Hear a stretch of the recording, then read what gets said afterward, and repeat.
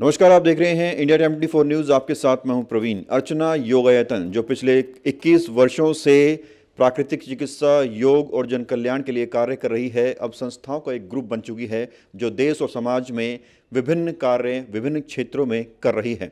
इसके संस्थापक सत्यनारायण यादव मेरे साथ है। आज उनसे बात करेंगे और उनसे पूछेंगे कि उनकी संस्था का उद्देश्य क्या है और देश के विकास में ये कैसे कंट्रीब्यूट कर सकती है। सत्यनारायण जी, बहुत बहुत स्वागत है आपका। नमस्कार जी, धन्यवाद। सबसे पहले तो मैं चाहूँगा हमारे दर्शकों को आप अपने बारे में बताएं, कैसे आपने योग क्षेत्र में कदम रखा। मैं तो वाराणसी के पास गाजीपुर जनपद में पैदा हुआ। 5 वर्ष की आयु से ही माँ के देहांत के बाद मैं योग में रुचि लिया, संतों के साथ योग सीखा और बाद में विश्व प्रसिद्ध योगी स्वामी धीरमचार्य जी के सानिध्य में आया और उनकी संस्था विश्वायतन योगाश्रम में प्रशिक्षण लेने के बाद उसी में योग प्रशिक्षक के रूप में मैं योगदान देना शुरू किया। उसके बाद उसका नाम पड़ा मोरारजी देसाई नेशनल योगा इंस्टीट्यूट, जो गोल्ड अखाना में है, नई दिल्ली में।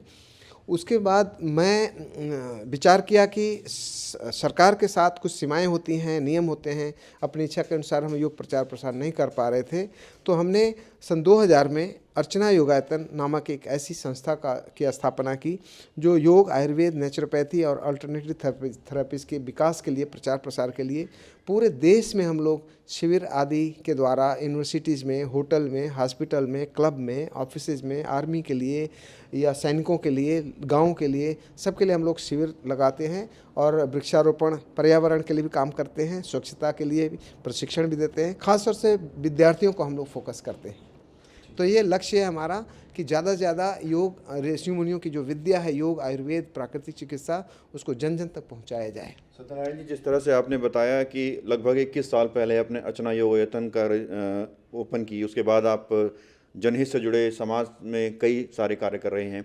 अगर बड़ी उपलब्धियों की बात करें तो निश्चित तौर पर एक इंटरव्यू में तो आप नहीं बता पाएंगे, लेकिन बड़ी बड़ी उपलब्धियों की बात करें तो शॉर्ट में आप कैसे क्या कहेंगे, क्या कुछ बड़ी उपलब्धियां रही हैं? क्योंकि हम अक्सर देखते हैं आप कैंप भी लगाते हैं, लोगों को योग भी सिखाते हैं, आप प्राकृतिक चिकित्सा का ज्ञान भी देते हैं, आप तमाम तरह की थेरेपी भी सिखाते हैं।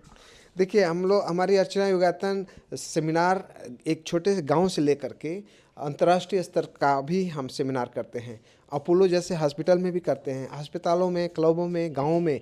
तो हम लोग वर्कशॉप, सेमिनार, कैंप करते ही रहते हैं। उपलब्धियाँ ये है कि हमारी अर्चना योगायतन की विशेषता ये है, फोकस ये रहता है कि हम उस जगह पर कार्यक्रम करें जहाँ पर कोई और संस्थाएं या सरकार नहीं कर पा रही है। तो हम लोग पिछड़े इलाकों में, वंचित इलाकों में, डिप्राइव्ड लोगों के बीच में जाके, चाहे शहर हो, चाहे गांव हो, चाहे कस्बा हो, वहाँ पर हम लोग सबसे ज़्यादा प्राथमिकता देते हैं। कोरोना की दूसरी लहर आई, उस दौरान बाबा रामदेव ने कोरोनिल नाम की दवा बनाई, लेकिन उसका एलोपैथिक डॉक्टर्स ने बहुत ज़्यादा विरोध किया। उनका कहना था कि ये प्रमाणित नहीं है, ये सही नहीं है, सेफ़ नहीं है लोगों के लिए।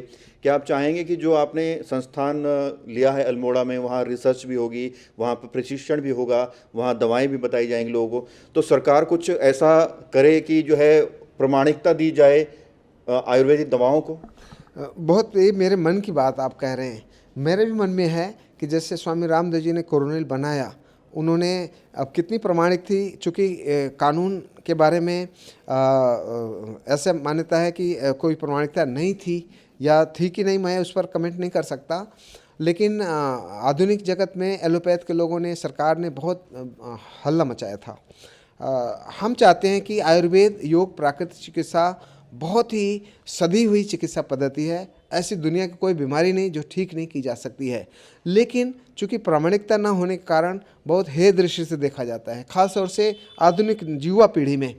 हम चाहते हैं कि अगर आयुष मंत्रालय या WHO या और भी रिसर्च एजेंसीज या NGO हमें सहायता करें, तो मैं चाहूँगा कि अल्मोड़ा की वह हमारी केंद्र, बहुत बड़ी बिल्डिंग है, बहुत अच्छा व्यवस्था है, वहाँ पर हो सकता है। हम अनुसंधान भी करेंगे, क्योंकि जो रोगी आएगा, अनुसंधान अगर नहीं भी व्यवस्था होती है तो भी हम जो भी रोगी आएंगे उनको हम पहले आने से पहले हम पूरा एक प्रयोगशाला रखेंगे अपनी, कि उनका ब्लड प्रेशर कितना है, बिलिरुबिन कितना है, क्रिएटिनिन कितना है, कोलेस्ट्रॉल कितना है, ब्लड प्रेशर कितना है, वजन कितना है, बहुत सारी चीज़ों की हम जांच करेंगे अपनी प्रयोगशाला में।